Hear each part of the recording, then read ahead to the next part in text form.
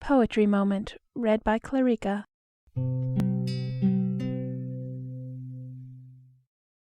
Alexander's Feast, or The Power of Music, by John Dryden.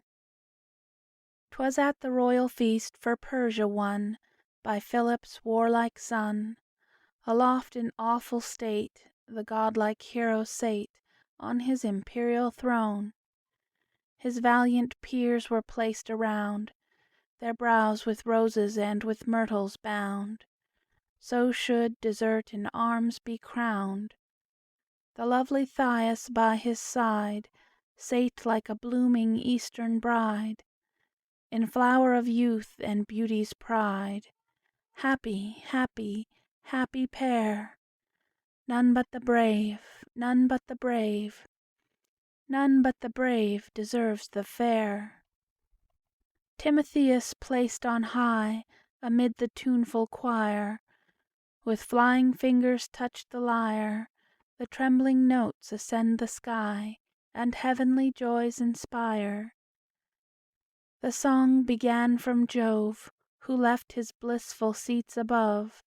Such is the power of mighty love. A dragon's fiery form belied the god. Sublime on radiant spires he rode, when he to fair Olympia pressed, and while he sought her snowy breast, then round her slender waist he curled, and stamped an image of himself, a sovereign of the world.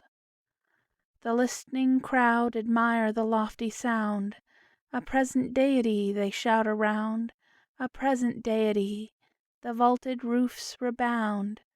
With ravished ears the monarch hears, assumes the god, affects to nod, and seems to shake the spheres. The praise of Bacchus then the sweet musician sung, of Bacchus ever fair and ever young. The jolly god in triumph comes, sound the trumpets, beat the drums. Flushed with a purple grace, he shows his honest face. Now give the hautboys breath, he comes, he comes. Bacchus, ever fair and ever young, drinking joys did first ordain. Bacchus's blessings are a treasure, drinking is the soldier's pleasure. Rich the treasure, sweet the pleasure, sweet is pleasure after pain. Soothed with the sound, the king grew vain, fought all his battles o'er again. And thrice he routed all his foes, and thrice he slew the slain. The master saw the madness rise, his glowing cheeks, his ardent eyes, and while he heaven and earth defied, changed his hand and checked his pride. He chose a mournful muse, soft pity to infuse. He sung Darius great and good, by too severe a fate, fallen, fallen, fallen, fallen, fallen from his high estate, and weltering in his blood. Deserted at his utmost need by those his former bounty fed. On the bare earth exposed he lies, with not a friend to close his eyes. With downcast looks the joyless victor sate, revolving in his altered soul the various turns of chance below, and now and then a sigh he stole, and tears began to flow. The mighty master smiled to see that love was in the next degree. 'Twas but a kindred sound to move, for pity melts the mind to luve. Softly sweet in Lydian measures, soon he soothed his soul to pleasures. War, he sung, is toil and trouble, honor but an empty bubble. Never ending, still beginning, fighting still and still destroying.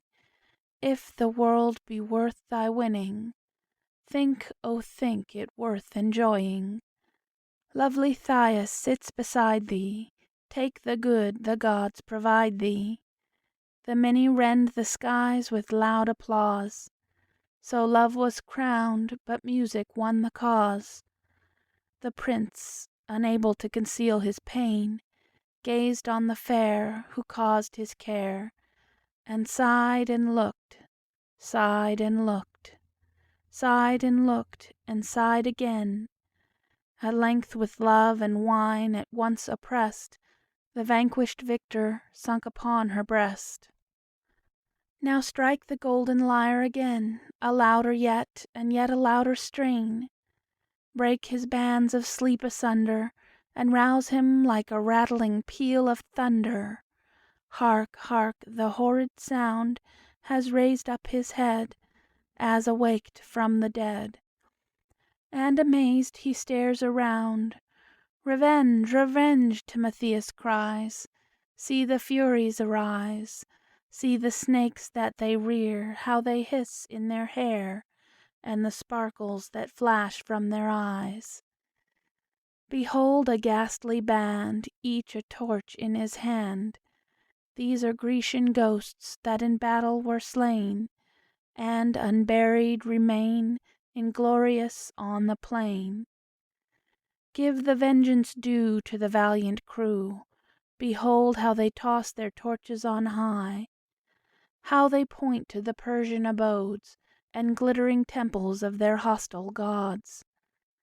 The princes applaud with a furious joy, and the king seized a flambeau with zeal to destroy. Thias led the way to light him to his prey, and like another Helen fired another Troy. Thus, long ago, ere heaving bellows learned to blow, while organs yet were mute, Timotheus to his breathing flute and sounding lyre could swell the soul to rage, or kindle soft desire. At last divine Cecilia came, inventress of the vocal frame.